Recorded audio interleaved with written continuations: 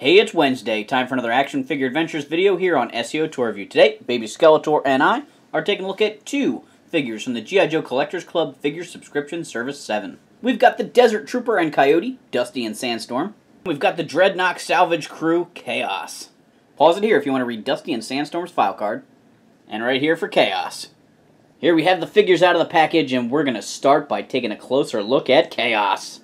I'm going to start by saying that I don't really like new Dreadnok characters very much. I think the Dreadnoks are a small, tight-knit group of people. I liked the original 3. I liked the ones they added in 86. Occasionally slowly adding somebody in, I guess is okay. If they have enough personality, Nalgahide was kind of cool. This guy, no. One, the hockey mask and the machete already, I just don't care. 2, he wears another Dreadnok's exact same armor, so he just feels like a copycat. Yeah, I'm just not excited about this guy. So Chaos is an expert at salvage. He's able to live in the wilderness by himself and get what he needs through survival techniques and disassembling technology he finds, I guess. Real Road Warrior kind of stuff, which we all get. It's based on that. The Dreadnoks kind of always had that kind of motif, but this just is a little over the top. His hockey mask appears to be glued on here. I did try and remove it to see if it was removable, but it seems like I was just picking glue. I don't think it's gonna... So don't pick that off. He's got a purple sweater with some cool armor bits on his arms. I mentioned he comes with a machete weapon. He has this cat of three tails. I don't know what this thing's called. This is one of my least favorite G.I. Joe accessories. It just looks cheap. I don't think it looks G.I. Joe quality. He's got Road Pig's crossbow, which looks kind of cool. But again, that just makes him seem like he's copying other Dreadnoks. Oops. That's a two-parter there. He yanked it apart. There we go. He's got black pants. He's got cool armored boots. I do like the pistol on his hip there. Ugh. Man, that does not want to come out of there. But again, that's very Road Warrior-esque, having the hand cannon holstered on your hip. He's not a bad figure. I mean, they did a good job of putting all the parts together. He's got articulation at the head, which is standard to G.I. Joe. He has good shoulder joints, but they are hindered by his pads somewhat. He's got elbow joints and a swivel at the elbow, which again is hindered a little bit by the fact that he has these armored elbow pads. He's got wrist articulation, which actually comes back pretty far on his wrists there, just because of the gauntlet type thing he has. He's got his ab crunch underneath his armor there. Standard G.I. Joe hips that move really well. He's got double jointed knees, and he's got ankle articulation. And of course he comes with a figure stand with his name on it, Dreadnok Kaos. So Chaos is inspired by a concept case figure, basically some action figures that Hasbro showed off as possibilities of figures we might get. And a lot of people have been clamoring for the various concept case figures. This one just never did anything for me, really, and now we have him, and he still doesn't really do anything for me. He's okay, he's not a bad figure, he just doesn't... I just don't get excited. I collect G.I. Joe for the nostalgia of it, so it's hard for a new character to win me over unless there's something very unique and very different about it, and this guy just feels very recycled.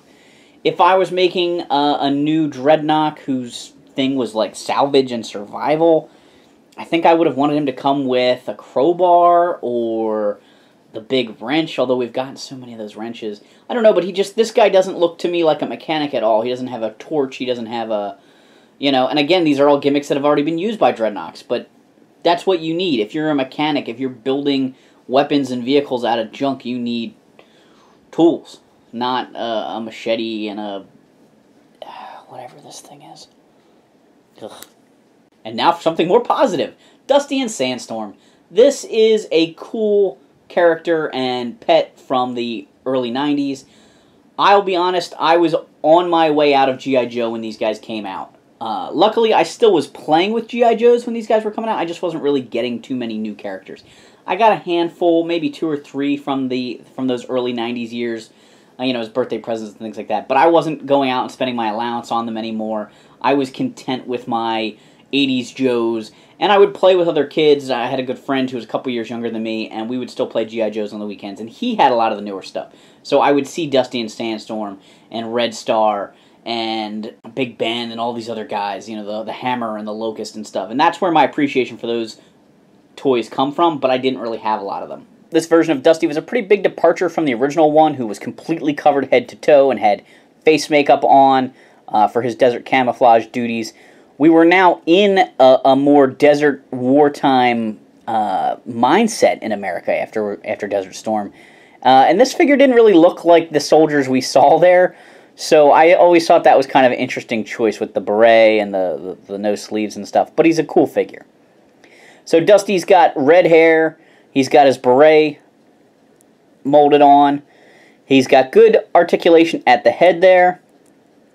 Oh, the beret is removable, it's not molded on. I was wondering, I thought it seemed like it could be a separate piece, but I couldn't tell for sure. It's definitely removable. That is cool. Added bonus. He's got great shoulder joints. No trouble with articulation there. He's got elbow joints and swivels. He's got swivels at the wrists. He is wearing some pretty impressive web gear. The original figure just had like 2 strips coming down, but this one, the one they gave him, is like loaded for bear. He's got the Kevlar on the back. He's got lots and lots of pouches. I like that he's got this sheath for his knife there. I love when they can stow their accessories. He's got camouflage pants down below, which I like a lot. He's got knee pads. There's a pouch on this side. This side has a holster that can hold the gun as well as a little silencer for it that's removable, and he's got another knife down there. So he is really loaded up, but it makes him look pretty cool.